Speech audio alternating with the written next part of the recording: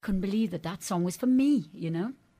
And so I recorded it, and it went to number 1, 6 million copies. And this was part of Faster Than the Speed of Light? It was the title track of Faster Than the Speed of Night, the album that went straight into the British album charts at number 1. Would you say then that, getting hooked up with Steinman and the release of that album was what actually mega boosted you into the stratosphere? God. It was a turning point, wasn't it? It was just amazing. I did another album with him after that called Secret Dreams and Forbidden Fire.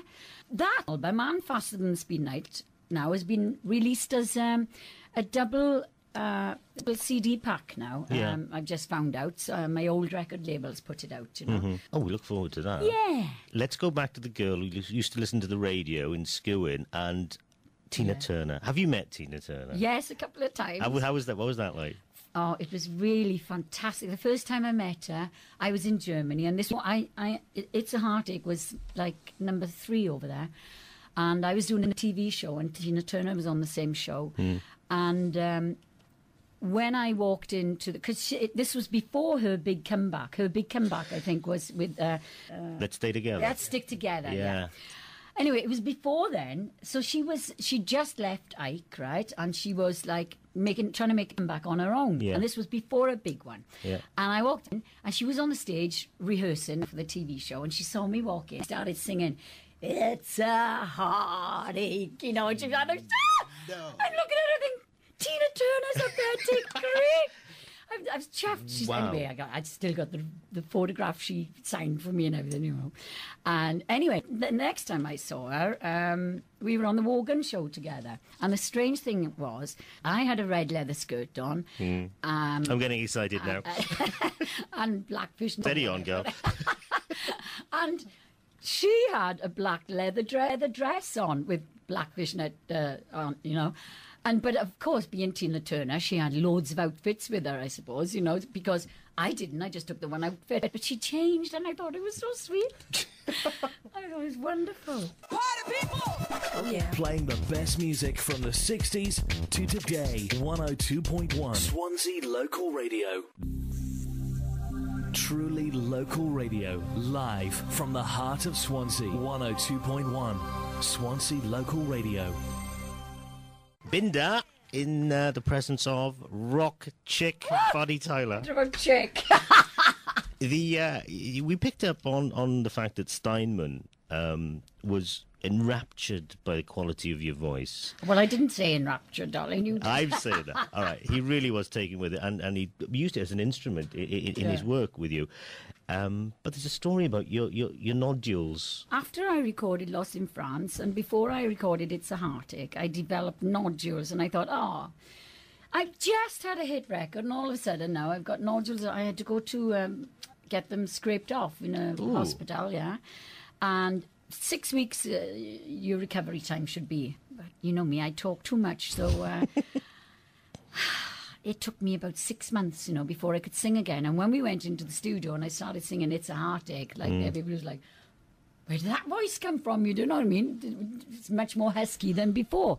But it's my trademark, so, you know, it must be something to do with the voice, though, because not just the song, because It's a Heartache was released by 3 other people before I managed to get my version of it out in America. One was done by Juice Newton, one was done by Ronnie Spector, and I always forget the other girl who she was. But anyway, they didn't play any of their versions, they played my version. So that huskiness that I ended up having after the operation must have been just what that song needed, you know? Because that was my first hit record in America. You know, a lot of people died to have a hit record in America. I had mine first in the 70s. Yes, and then the 80s, and then 87. This whole... I hear when we got confirmation that you were going to be coming in to have a chat... Uniformly, men and women are huge fans of yours. Oh, that's nice. Where do you think that? Why is that? It's across the board. In Swansea particularly, because they always see me around. I just go on with my shopping as normal. I go shopping on my own and things like that. And people know I haven't changed. Do you know what I mean? And I couldn't change anyway. I did try to change once. I went to elocution lessons. Can you believe it? This is another exclusive. When I was singing locally, I used to hate talking in between songs, right? I was so nervous and talking in between songs. You surprised me. Not nervous at all now, but I used to get really embarrassed talking in between songs because of my Welsh accent. So I decided to try and do something about it. So I went to this Miss Davina Powell, right, for elocution lessons. Well, I went to her, I said, can you give me 10 weeks lessons of elocution lessons? She said, I'll try. So anyway, so I went to her, and in the end I said, oh, look, I better leave you, love, before you end up talking like me. so I left. And it hasn't done me any harm. So. Absolutely not. No. The whole idea of you, there's a crossover. You know, somebody makes it on TV, they want to be a pop star. Somebody's a pop star, they want to make it in movies. Then are there those areas you want to go into? I've been asked to do movies, but yeah, you know, I can't act. I hate making videos. You know. I'd be hopeless. Well, Total Eclipse was the video for that was. It would have to be about a Welsh person because I cannot change my accent, you know. So unless it was about a Welsh rock star, I have no chance. And I have been asked to do different stage shows as well. Like I was asked, would I do? What's that one that goes on in London? It's about twins. Blood Brothers. Blood Brothers. Yeah, I was asked to take the lead in that. I said no to that as well. No, I know my limitations, you know. Well, that's very humble of you to say you well, no, I just know, you know. You wouldn't? No. And when you mentioned Catherine earlier not unless on... it was I mean, not as if you don't know people... Character. It's not as if you don't know people in the business. Do you know what I mean? I mean, you mentioned Catherine Zeta a little earlier. Yeah, she's lovely. She's great. You sang at her wedding, didn't you? I did, Tell us about that day. My husband is her cousin, that's why, you see. That's how we know each other. And... well, I know her mother and father more than Catherine. No, everybody says that you know, I say I'm Catherine's best friend. I'm not. I'm too old for her to be her best friend. Do you know what I mean? I'm more her mother and father's best friend. We went out for dinner the other night. Do you know what I mean? And no, we get on great. Do you know what I mean? But no, I don't harp on about... Grammy Awards. Grammy nominations. I'm just thinking, I've never been to Bonnie's house, but I'm quite sure that the lounge there is full of gold and platinum and silver. They're very discreetly around the corner, you know what I mean? I think it's quite naff when you got them all over the house, you know. I have got a selection up in my music room, but you know, you'd have to go, you know, you'd have to look, you know what I mean? And they're not everywhere. But yes, I've been nominated for 2 Grammys. Mm-hmm. One was for the best video and one was for the best song. The idea of you going down the shops on your own with a plastic bag really does my head in. Because I imagine like you've got flunkies doing stuff everywhere for you. Is it like? It's not like that. I suppose people do, but you know, you draw too much attention to yourself. You walk around with bodyguards. I don't need bodyguards, for God's sake. You know, I'm from Skewin. You know, I'm quite capable of going shopping on my own, you know. I'm always going shopping on my own. Is that a pop at Bobby, is it? Yeah. Oh, he'd never go shopping. The only time he goes shopping is when we're in Portugal. Because he does a little shop every day then because, you know, like I live there 6 months out of the year. Mm-hmm. And he's great, you know, 'cause he's always up before me. He's an early bird, you know, and I'm not. I likes to get up about 11:30, me. I just about managed it today. I didn't get a chance to wash my hair this morning. You look fabulous. I just wish we had a webcam. It's just absolutely stunning. But it's the live performances that really get the adrenaline going? Yeah, yeah. Can you then hear a difference between like an album version you're doing, done in the studio, and when it might have been recorded, you know, at a concert or something? Can you sense the difference yourself? Oh, absolutely, yeah. Yeah, well, you phrase things differently because you actually got these people in your face, you know, and you're singing to them. And Do you have a picture in your mind when you're singing in a studio to try and get that feeling of singing to a person? Sometimes I put a picture of my mother and father there. That's a fabulous thought. Let's have another track. And it's going to be the number you did with Todd Rundgren. Oh, yeah. What was that? Was that another connection through Steinman? This was a song that James Steinman wrote again.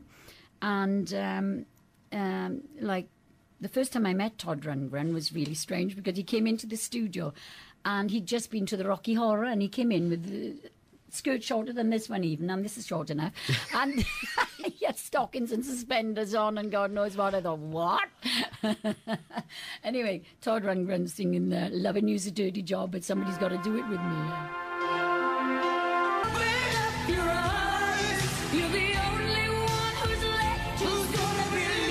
Tyler, our very, very special guest there, playing with Todd Rundgren, a great, great classic rocker. But there's something I've just discovered today about you and classical orchestras and things like that. What's all that about? 2 years ago, I was asked by the record company if I would like to do a song with a full orchestra. I said, my God, yes, please. And as long as I can use my band as well, you know, put the two elements together, typical rock musicians and... you know, and the 76-piece orchestra. It turned out to be the Prague Philharmonic Orchestra. So we went to Prague, which is absolutely fabulous, by the way. If you've never been to Prague, they do cheap flights from Cardiff. It's fantastic. You sound like an advert. It's worth it, I tell you what. Right, but the trouble is, a lot of stag nights going over there at the moment. And, right. But, it's a fantastic place. Anyway, I was there and I recorded with the Prague Philharmonic Orchestra. And I sang live with the orchestra, right? You know, for the feel, you know what I mean? To get the right tempo and everything like that. And then then my band were put on the top of it. But I've got, it's a selection of 13 of my all-time favourite songs. The album's called Heartstrings. But I love the blues, you know, and one day I would love to make a blues album. And there's one particular blues song on there. It's an old Fleetwood Mac song. It's called I Need Your Love So Bad. I love it so much. I wish you'd play it. We could do that right now.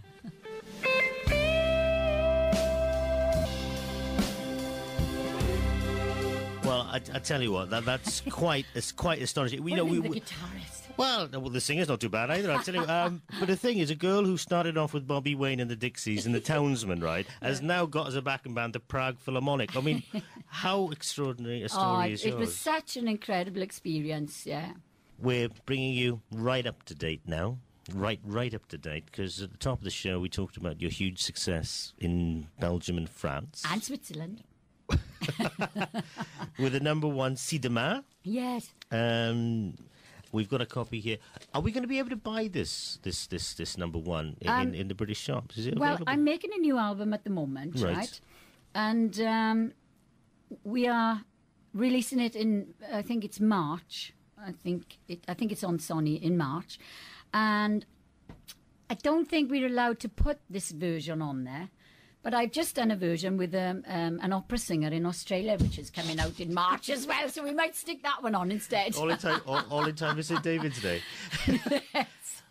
Well, thank you very, very much for I really enjoyed it. It's been lovely to listen to some of my favourite songs of other people as well, you know. It's super. Thank you very much indeed. Thank you. Every success for your future and the new releases, and you're going to be, we're going to be fans of yours forever and ever. Well, thank you. I'm going for lunch now.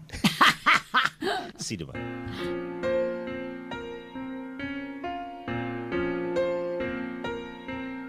Je tourne en rond. Tu sais que quelquefois je me sens seule et perdue. Est-ce que tu me reviendras? Je tourne en rond. Tu sais que quelquefois je me sens loin de toi. Dis, est-ce que tu te souviendras de moi? Je tourne en rond. Sur la terre entière je me sens abandonnée. Dis, est-ce que tout ça va changer? Je tourne en rond. Pour habiter ma solitude de mon mieux. Moi qui ne sais qu'être deux. J'ai peur de toi. Tu sais que quelquefois j'ai peur de moi. Every now and